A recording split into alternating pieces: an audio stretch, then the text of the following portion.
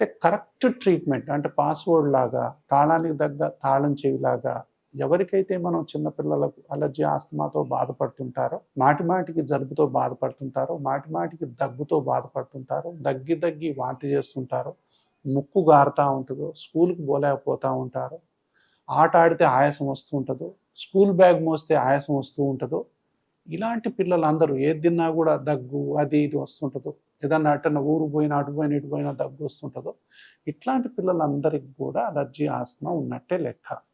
ఇలాంటి పిల్లలకే ఎక్కువ సార్లు యాంటీబయాటిక్ వాడుతూ ఉంటారు. ఇలాంటి పిల్లలే ఎక్కువ సార్లు హాస్పిటల్‌లో అడ్మిట్ అవుతా ఉంటారు. సో, దయచేసి నేను చెప్పేదేంటంటే, వీళ్ళు మాటిమాటికి హాస్పిటల్‌లో అడ్మిట్ అవ్వాల్సిన అవసరం లేనే లేదు. యాంటీబయాటిక్స్ వాడాల్సిన అవసరం అంతకంటే లేదు.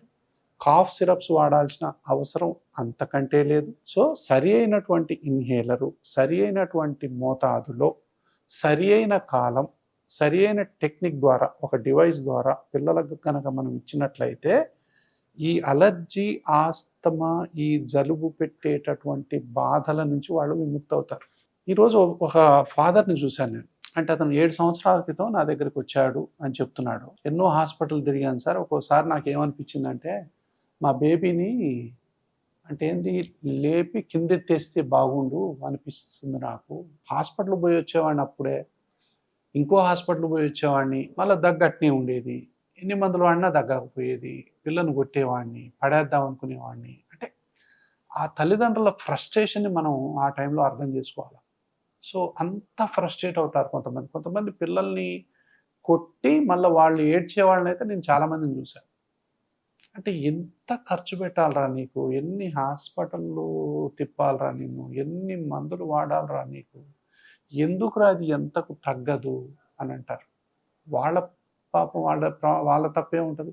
సో, డయాగ్నోసిస్ జరగకపోవటం వల్ల వచ్చేటటువంటి విపరీతాలు ఇవన్నీ గూడా.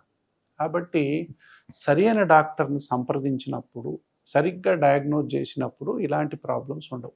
10 సంవత్సరాల వరకు ఇంతవరకు ఏ హాస్పిటల్‌కి పోలేదని చెప్పాడు.